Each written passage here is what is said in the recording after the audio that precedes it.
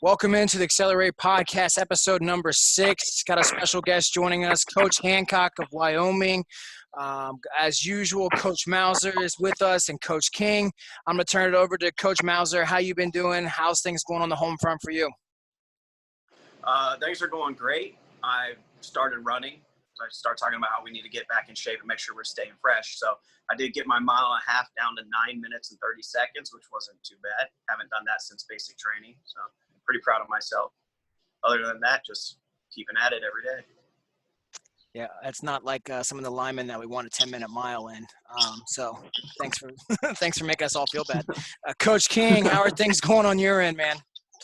Oh, things are good, man. Just been trying to get some good kettlebell and band workouts in at home. A lot of flexibility. Still running those sprints. I'm not running a 9-minute mile and a half. I'll tell you that. But that's pretty impressive. But excited about this one with Coach Hancock. Coach Hancock's been I've known him since I was in 8th grade, and he was our coach and came up to coach high school in Wyoming. So excited to have you on, Coach. Thanks for having me, guys. You guys are doing a great job. What a great resource and asset for our players. So, Coach, how's quarantine life treating you? This got quite the adjustment for you, right? Yeah, I mean, it's been honestly, spending more time with my family has been great. And, you're never going to have another opportunity like this, hopefully not, have an opportunity like this to spend as much time with your family that's uninterrupted. And if you think about that, it's like being on vacation. But it kind of gets to you a little bit as far as seeing everybody. Everybody can get a little antsy sometimes in our household, but it's all good. 3 boys, and my wife's in charge of all boys in the house, so it gets a little rowdy sometimes. But we're having a good time, and Jared's working out. I'm working out. My youngest son's working out. We got a gym in the garage, so it's been really good. Speaking of working out, we tried to incorporate a healthy food challenge. I think we need to tweet a picture at you and see if you can help get it going. We had a couple kids, I don't know if you noticed them on Twitter, that were tweeting out their healthy breakfast. So talk about are you focusing on nutrition as well? Is Jared doing the same? Oh yeah, I mean, I have a little bit of a different diet. I try to stay away from the carbs, the starches and stuff like that. So for me, I don't necessarily eat the best stuff, but it's a high in protein. But Jared, he comes up and eats, eggs and stuff for breakfast all the time. And they have time to make those breakfasts that take a little bit longer during the school day. So, the kids come down, they're learning how to make eggs, they're learning how to prepare food. They have time to do that. And so, as long as they clean up after themselves, we're all good. Wanted to transition to, you talked about an app that you're using called Rack Performance. Tell us a little bit about it, kind of how you're relating it to the workouts that we've sent, those kinds of things. So with all this coming along pretty quick, the Rack Performance app came out, and it's always been around. It's used as a timer in a lot of weight rooms across the country, where they have a timer that's set up on TVs and projectors throughout the weight room.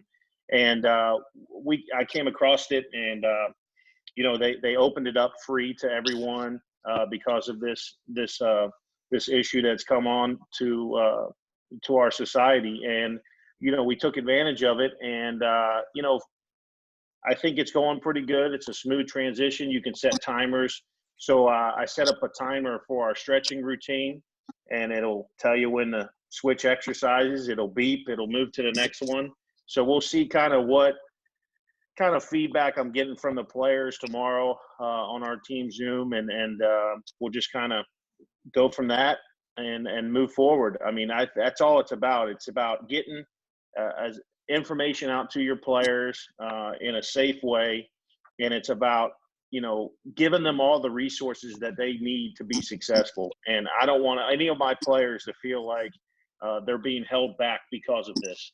I think this is an opportunity And you cannot control the outcome as far as when the governor is going to open back up the state. So it is an opportunity for us to improve, and we can't control what other people do. We can control what we do. So we're going to work hard, and when our opportunity comes up, we're going to be ready. So I'm not worried about our kids. They're committed, they're dedicated, and I'm very, very excited to see them. Yeah, Coach King, I know you had kind of mentioned, I think Jared had reached out to us, Jared Hancock it is, had reached out to Coach Sabo about flexibility. How is, I know you have that as a big topic for you, Coach King. What's some of the questions you want to ask Coach about what the Wyoming kids are doing right now as far as flexibility goes? Well, I'd just love to know, based off of, you talked about it a little bit, Coach, you said that there's, timers on that app, and just kind of share some maybe successes that Jared has had. I knew you're close to him, maybe some other student athletes as well. It's not always easy because we're doing this social distancing. We always say stretching sometimes gets lost when it comes to the workouts. But what things would you convey to your students and to your athletes to maybe push them to get that flexibility done? It's always something that you have to continue to work for. I mean, in every aspect, I always I hated stretching when I was an athlete and coming through, but I soon realized that it helped with soreness. It helped with full range of motion and my exercises and my strength exercises. And I found out that I was faster. How do you get faster? You run a 40-yard dash. It takes this many strides. How do you get faster? Well, if you can cut down the number of strides that you're going to get there faster. And so we got to not only build up strength, but you have to build up flexibility. You have to cut the distance down so your stride becomes more powerful, more length. And that's with flexibility. And so it's something that you have to work for. It's something you have to work at to really maximize your full potential. If you can't move, and you can be a big block, but if you can't move, you can't play this game. You can't be an athlete. And so it's important that you not only utilize the strength aspect, but the flexibility is key. It can open up doors and make your body do things that you never thought you could. So it's a process of making sure that you are paying very close attention to it. And, when I was in college, I was in the best shape of my life at age 21. And I would go out and I would lift weights. I'd lift weights for 2 hours a day, and I'd end with a nice 20-minute stretching routine. And I could tell a difference the next day with just, giving your muscles more space to get bigger and full range of motion. I think all that comes into play. But flexibility is big key thing here for us. I mean, turn on a yoga program. Get on YouTube and search a yoga program and just sit up there and just do it. And you'll see, man, I'm not as flexible as I thought I was. And we do that in our PE classes. We incorporate that in our strength and conditioning classes that we do at Wyoming during the school day with non-athletes sometimes, just regular students. And they have great feedback from it. And so we just get on Beachbody on demand and put it on, and it's been really good. So, the yoga and the flexibility is something that you have to work at to maximize your full potential. And Coach Mauser, I noticed you got the Arnold shirt on right now. You've competed in some physique competitions. Your lift purpose is a little bit different than maybe mine and Coach King's when we were in college and what we were gaining for it. How important is it from the powerlifting or the physique competition? How important is flexibility in that sport? Flexibility is huge, especially in bodybuilding. It all comes down to basically 20 weeks worth of effort for you to stand on the stage and pose for a minute. And if you're not flexible enough to get the poses in, the entire point, the whole thing was just worthless. But I did notice that when I focused more on my flexibility and like certain core movements and having just the overall strength and stability in my hips, all my lifts went up. When I was just focusing on deadlift, I'm like, well, let's just get deadlift bigger and bigger and going deadlift heavy and heavy. But when I took the time out, stopped going heavy, and just focused on stretching, opening up my hips and everything, I came back on it and my deadlift went up 45 pounds. I think my current 1 rep max is 585 right now, which isn't too bad for being about 190 pounds and 5'6". Heck no. Hey, the athlete that moves better and can just, bend their body in better ways, they usually win. So yeah, flexibility is key. I want to transition to prehab work. Now, Coach, I'm hoping that you're putting the prehab exercises, the clamshells, the band walks, those kinds of things in the rack performance. We've had a huge emphasis of that since I can remember coming to Wyoming. What have you seen on the football side since we've incorporated those prehab exercises into our daily lifts? So, my philosophy on strength training is the number one reason why student athletes strength train is to help prevent injury. That's it. They're not, if they can expand and become bodybuilders and power lifters and do all that kind of stuff, that's great. But they're lifting to help prevent injury on the field or on the court. And the treatment, the pre-treatment, the prehab that they do, I think has gone to a whole nother level. To see the level of competition that we're out there playing, and to just continue to one up each other every single year, do things better than they've ever been done before. To be able to do those types of things, we have to be healthy, and we have to be able to, prepare our bodies and have our bodies prepared for game day. I think that's important, and that's these kids are in a system now where they understand they have a great training system, a strength training system. They have a great athletic trainer and room down there that they can continue to build upon each day to their Monday through Thursday. They are getting better. And I would even say Saturday after the game. It's getting in there early, going through your stretches, going through your prehab, going through any type of rehabilitation that you have to, ice, and then continuing that process all the way till Thursday. And then when you walk on the field on Friday, you're at your best.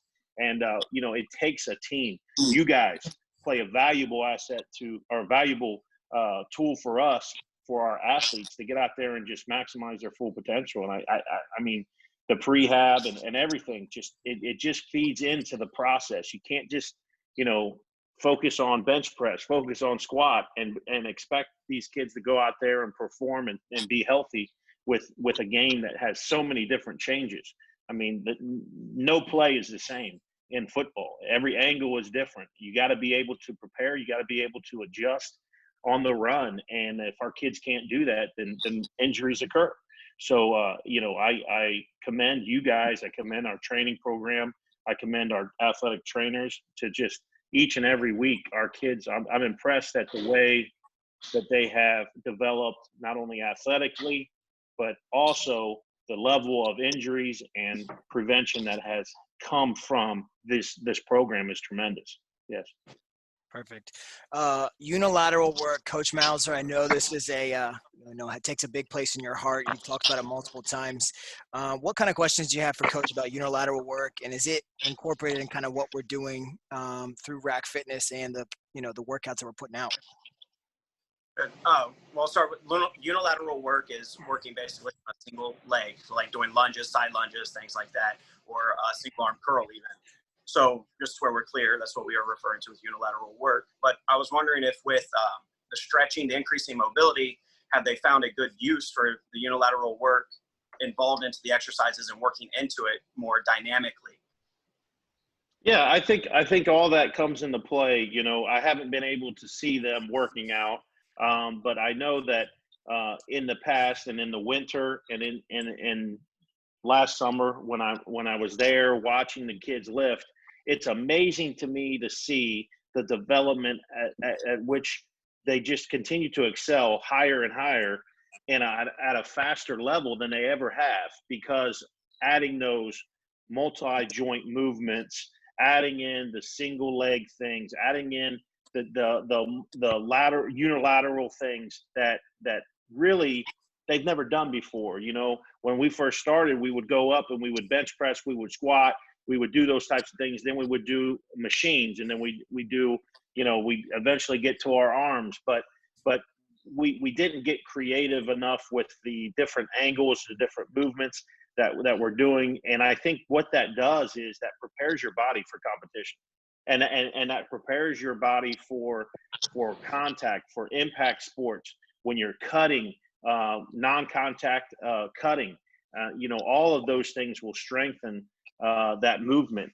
So being able to focus in on one leg or the other, I think really helps with the development and can really elevate it. I always say, like, you can't just go in and do, if you want to get stronger on your chest, you can't just go in and do bench press. You have to mix things up. You have to do incline. You have to do dumbbell. You have to hit that variations. And that's the same thing that comes into the single leg squat, the lunges, the things like that I think can play a huge factor in your overall development. You'll hit a plateau just doing, a regular squat. You'll hit a plateau and you don't know how to break through. Well, that's how you break through the unilateral and mixing it up and continuing to have different progressions that you're going through. And I think that plays a big factor for us. And I think this program's really done a really good job of that, because you can tell when our kids get out there, they are well versed in the different movements that occur on our football field. Coach King, I know you have a couple questions you wanted to throw out towards Coach Hancock.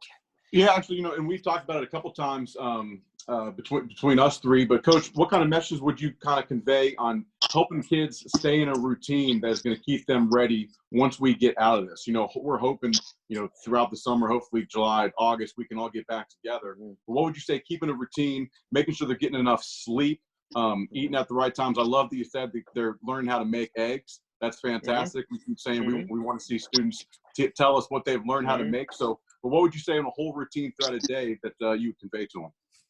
Right. It is about getting the proper amount of rest and making sure that you are disciplined in the way that you go about your day. There is no other reason. There's nobody that's going to tell you that you got to wake up at this time. You got to go to bed at this time. The parents might tell them to do that, but are they going to do that? Are they going to get in the routine? You have got to set your goals. And if your goal is to be the best that you can be, to reach that goal, there is no other time that it's going to be like this. And I think that, hopefully there's no other time it's going to be like this. But I think some of the things that we go through will make you stronger. So this is a process. When you go to bed, you need to get 8 hours of sleep. Get to bed at 10, 11 o'clock at night. Don't stay up on your phone until 1, 2 o'clock in the morning, sleep till 12 and expect, because you're missing breakfast, you're missing a meal, and you're not going to have your body at the full potential. When you go and wake up at 12 o'clock and you go work out at 2 o'clock, that hasn't given your body an opportunity to digest, to get those things in your body that they're going to help you work out with a solid routine. So get yourself in a routine. And I'm not saying wake up at 6:30. That's not for everyone. But if you go to bed, you need to get to bed by 11 and you need to wake up before 8. And I always say, I think that's a good routine. That's nothing that's crazy for kids. And I think it's very easy to do, but being disciplined, there is nobody that's going to be down your throat, and you're not going to have a coach there. You're not going to, it's how bad do you want it? How bad do you want to be the best you can be? So there's always somebody out there that's going to outwork you, and that was my thought process. There's always somebody trying to outwork me. Even now, there's always somebody trying to outwork me. What am I going to do? I got to get my edge. I have to continue to improve. And if you have that mentality, then great things are going to happen, and you're going to reach your full potential, and great things will happen.